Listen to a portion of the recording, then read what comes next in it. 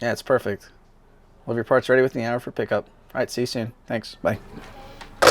Hey Tyler, what you working on? Hey, we just had a customer call in today looking for some parts to replace on his trailer. So we're going to print out the ticket and we're going to get the parts pulled so he can come get them.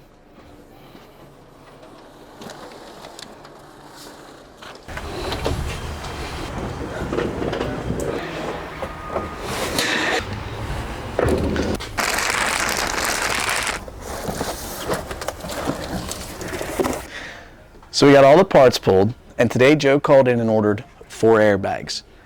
He had 2 faulty airbags, but decided to order all 4 and to keep 2 as a spare. While he called in, I had questioned him if he needed the airbag mounting kits. Because often what happens is as you're trying to replace your nuts on the bags, they are either stuck on with corrosion and you have to cut them off, so you're going to need replacements when installing your new airbags. I also asked him in the order if he was looking for shocks. He had recently replaced 2 of them, but he decided he was going to order the other 2 just so he has everything when he needs it. These are key wearable components in your suspension.